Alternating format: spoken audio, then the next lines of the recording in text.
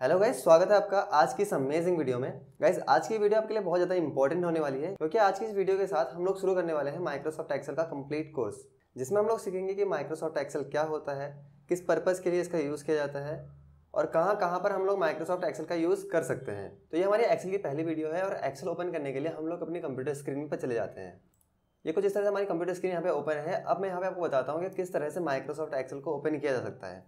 तो Microsoft Excel को open करने के लिए यहाँ पे विंडो बटन पे क्लिक करना है और यहाँ पे आपको सर्च करना है माइक्रोसॉफ्ट एक्सेल। तो जैसे अगर मैं नॉर्मली यहाँ पे एक्सेल भी लिखता हूँ तो एक्सेल लिखने और आपका जो माइक्रोसॉफ्ट एक्सेल का वर्जन होगा वो यहाँ पे आपको देखने को मिल जाएगा। लेकिन अगर आप डायरेक्ट इसको ओपन करना चाहते हैं तो उसके लिए आपको प्रेस करना है विंडो के साथ आर। जैसे आप विंडो के साथ आर प्रेस करते हैं यहाँ पे एक रन बॉक्स खुलता है। इस रन बॉक्स में आपको लिखना है एक्सेल।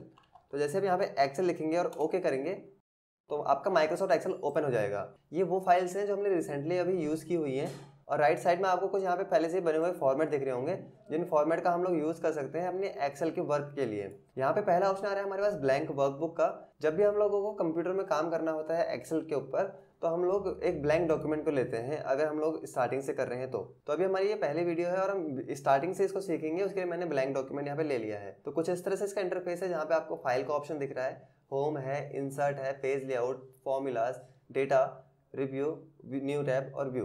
अब हम बात करते हैं कि एक्चुअली एक्सेल होता क्या है। गाइस, माइक्रोसॉफ्ट एक्सेल एक स्प्रेडशीट प्रोग्राम होता है जो कि बहुत लंबी रेंज तक फैला हुआ होता है। एक्चुअली इसको स्प्रेडशीट इसलिए कहा जाता है क्योंकि इसमें कई सारे कॉलम्स और कई सारी रोज होती हैं। अगर मैं बात करूँ कॉलम्स की तो इस एक्सेल शीट के अंदर जो वर्टिकल पोर्शन में होते हैं इनको कॉलम्स कहा जाता है। और ये जो हमारे पास कॉलम्स होते हैं ये होते हैं टोटल 16,384।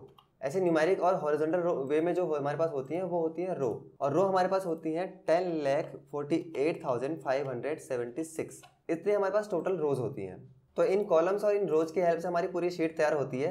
कभी भी अगर हमें अपनी शीट में रोज और कॉलम्स को चेक करने होते हैं तो हम इस कॉर्नर पे आके क्लिक करते हैं तो आपको यहाँ पे दिखा देता है कि हमारे पास टोटल 10,48,576 रोज होती हैं और वहीं पे 16,384 कॉलम्स होते हैं। वो सारा का सारा डेटा आपको यहाँ पे देखने को मिल जाता है। अब आप देख सकते हैं कि कुछ इस तरह से आपकी एक शीट है। अब इस शीट में जहां पर भी मैं क्लिक कर रहा हूं वहां पर एक बॉक्स क्रिएट हो रहा है। तो ये जो बॉक्स इसमें होते हैं इन बॉक्स को कहा जाता है सेल। तो हर बॉक्स को एक्सेल के अंदर सेल कहा जाता है। और अगर मैं किसी भी सेल में क्लिक करता हूं, जैसे मैंने इस सेल में क्लिक किया है, ये कॉलम है हमारा जी कॉलम और ये रो है थर्ड, तो इसका नाम हम लोग बोल सकते हैं G3। तो G3 ये नाम जो होता है यहाँ पे डिस्प्ले होता है, इसको बोलते हैं नेम बॉक्स। तो अगर मैं कहीं भी किसी भी लोकेशन में क्लिक करूंगा तो ये उस सेल से रिलेटेड उसका नाम डिस्प्ले करता है नेम बॉक्स के अंदर।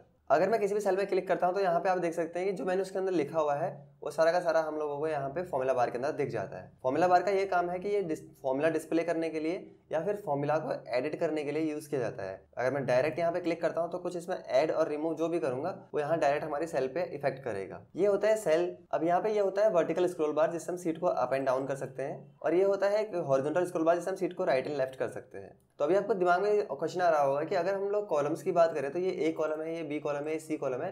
तो हमने कहा था कि 16,384 कॉलम होते हैं, तो वो आगे को किस तरह से होते हैं। अगर मैं आगे को जाता हूँ इस तरह से तो आप देख सकते हैं कि जब जेड खत्म हो जाएगा तो उसके बाद जो कॉलम बनेगा वो बनेगा ए, फिर बनेगा ए बी, फिर बनेगा ए सी। तो इस तरह से कंटिन्यू हमारे पास कॉलम्स होते हैं। लास्ट कॉलम हमारे पास होता है एक्स एफ डी, ये कॉलम होता है। अब मुझे कैसे पता, यहाँ से हम कीबोर्ड से कंट्रोल होल्ड करके रखते हैं और नेविगेशन का राइट एरो प्रेस करते हैं तो ये हम लोगों को लास्ट कॉलम में भेज देता है। अगर मैं कंट्रोल के साथ लेफ्ट एरो करूँ तो ये मुझे उसी सेल पे दोबारा भी ले आएगा। वहीं पे अगर मैं कंट्रोल के साथ डाउन एरो करता हूँ तो ये मुझे नीचे लास्ट रो में ले आएगा 10,48,576। और वहीं मैं कंट्रोल के साथ अप एरो करता हूँ तो ये मुझे पुरानी सेल में ही भेज देगा। तो ये कुछ शॉर्टकट्स होते हैं जो हम लोग आगे की वीडियोज़ में भी सीखेंगे और कुछ ऑप्शन हमें यहाँ पे भी सीखने वाले हैं। अब यहाँ पे ये हमारी सारी की सारी मेन्यू है, होम मेन्यू, इंसर्ट मेन्यू, और इसके अंदर ये जो ऑप्शंस आते हैं इनको टूल कहा जाता है। हर टाइप के अंदर आपको अलग अलग टूल्स मिलेंगे और हर टूल का अलग अलग यूज़ किया जाता है। तो यहाँ पे आपका ये है सीट टैब जहाँ पे सीट 1 लिखा आ रहा है। ये आपका पेज लेआउट होता है। ये एक जूम स्लाइडर होता है जिसे आप जूम इन या जूम आउट कर सकते हैं अपनी शीट को। यहाँ पे कितनी परसेंटेज के साथ आपको डेटा देखना है ये उसके लिए अप्लाई किया जाता है। तो थोड़ा बहुत मैं इसको अभी जूम ही कर लेता हूँ जिससे आपको थोड़ा सा क्लियरली दिख जाए। तो ये मैंने यहाँ पे जूम इन करके रख लिया है। अब हम बात करते हैं वर्कबुक और वर्कशीट के बारे में। अभी आपको देखने को यहाँ मिल रहा होगा, यहाँ पे 1 लिखा आ रहा है, शीट 1। ये हमारी वर्कशीट है और टोटल वर्कशीट हम इसमें 255 ऐड कर सकते हैं एक वर्कबुक के अंदर। अगर हम लोग इन दोनों के डिफरेंस की बात करते हैं जैसे आपने माइक्रोसॉफ्ट वर्ड सीखा होगा, माइक्रोसॉफ्ट वर्ड के अंदर अलग अलग पेज होते हैं, तो बहुत सारे पेज मिलकर फिर एक डॉक्यूमेंट क्रिएट करते हैं, उसको सेव कर देते हैं किसी भी नाम से। अगर आपने माइक्रोसॉफ्ट वर्ड सीखा है तब तो आपके लिए ईजी रहेगा, और अगर नहीं भी सीखा तो कोई इशू नहीं है। हमारे चैनल पे माइक्रोसॉफ्ट वर्ड के सारे जो वीडियोज़ हैं वो अपलोडेड हैं, एक प्लेलिस्ट है माइक्रोसॉफ्ट वर्ड के नाम से, वहाँ पे आपको प्रैक्टिकल सीट्स के साथ, प्रैक्टिकल वीडियोज़ के साथ वो पूरा का पूरा कोर्स करने को मिल जाएगा। अब जिस तरह से आपको यहाँ पे सीट 1 दिख रहा होगा, यहाँ पे अगर मैं इस प्लस वाले साइन पे क्लिक करता हूँ तो यहाँ पे ये एक और शीट इसमें ऐड कर देगा। तो जैसे मैंने आपको बताया कि 255 शीट हम लोग इसमें डायरेक्ट इंसर्ट कर सकते हैं एक वर्कबुक के अंदर। अब यहाँ पे शीट 1 है, शीट 2 है, और मैं इसमें एक और इंसर्ट कर दूँ शीट, तो 3 हो जाएगी, 4 हो जाएंगी। तो इस तरह से हमारे पास बहुत सारी शीट्स हो जाएंगी, और उसको जब मैं सेव करूँगा यहाँ पे तो पूरी फाइल सेव होगी, उस पूरी फाइल को ही वर्कबुक कहा जाता है। इसके बाद हम लोग बात करते हैं सीट लेआउट के बारे में। कभी भी अगर हम लोग इस सीट 1 या सीट 2 के ऊपर कभी भी अगर माउस से राइट क्लिक करते हैं तो ये हम लोगों को कुछ ऑप्शंस डिस्प्ले करता है।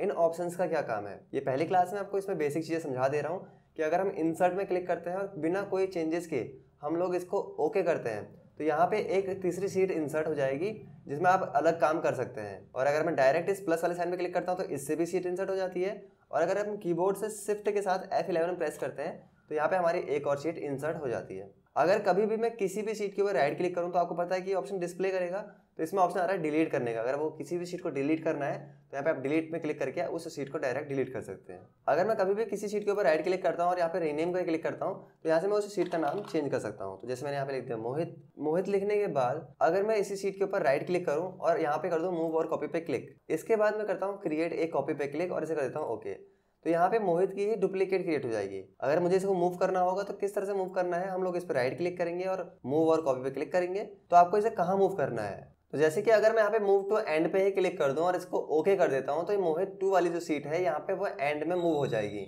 वहीं पे अगर मैं इस पर राइट क्लिक करता हूँ, मूव कॉपी पे जाते हैं और मैं इसे करता हूँ कि मुझे ये शीट 3 के पहले चाहिए तो शीट 3 के पहले क्लिक कर देंगे, मोहित के पहले चाहिए तो मोहित पे क्लिक कर देंगे, शीट 1 के पहले चाहिए तो उस पर क्लिक कर देंगे और इसे ओके कर देंगे। ये यहाँ पर मूव हो जाएगी।